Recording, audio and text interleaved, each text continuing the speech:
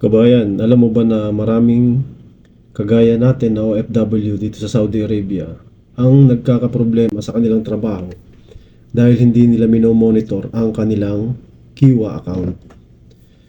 May mga kabayan tayo na hindi alam na malapit na pala matapos ang kanilang contract, hindi alam na may job offer na pala sila na bago sa Kiwa, hindi rin nila alam kung ano talaga nakalagay sa kanilang employment contract. At kapag huli na, tsaka pa lang nila nalaman na magkakaroon sila ng problema sa kanilang employer. Napakarami na pong nagme-message sa akin tungkol po sa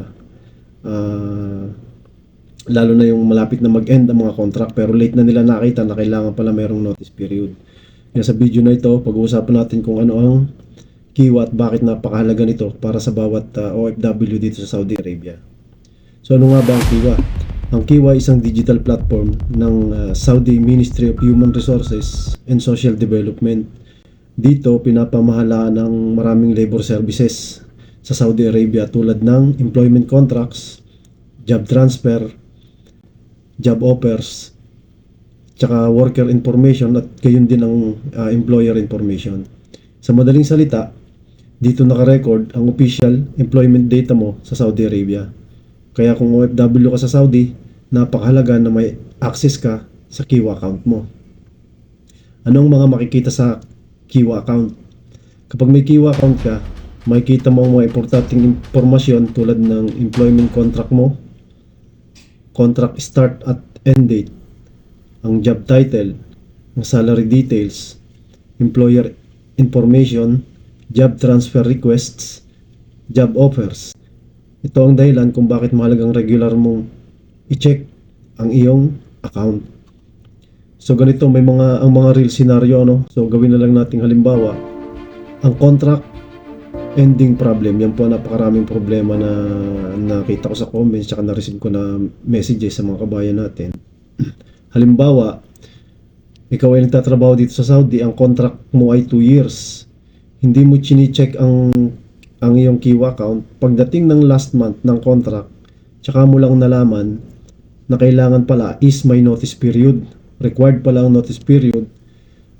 Halimbawa is 60 days, depende sa nakalagay sa iyong contract.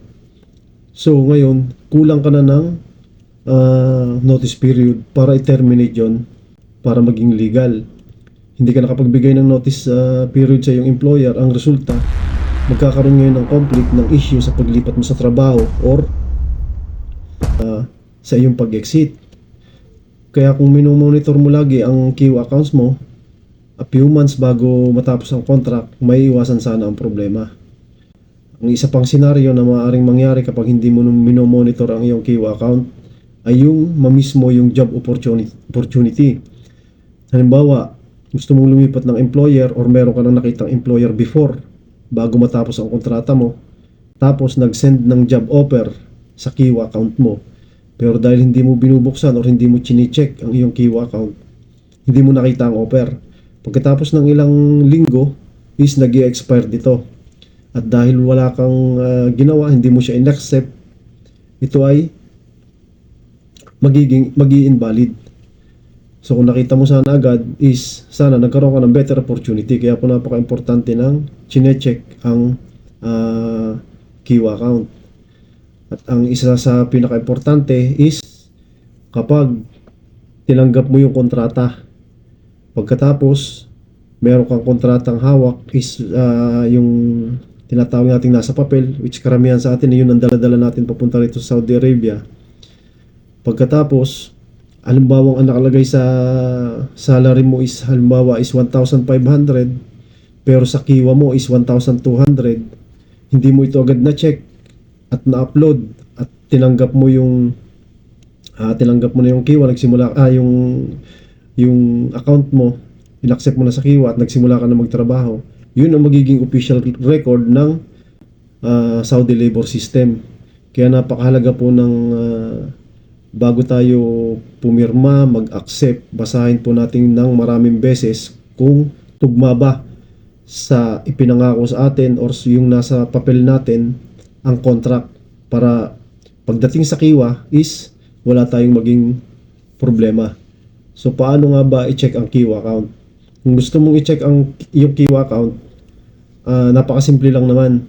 Pumunta ka sa Kiwa website ng kiwa.sa, mag-login gamit ang iyong ICAMA number, i-verify ang iyong account gamit ang AppShare, buksan ang section ng employment contracts which is under ng services.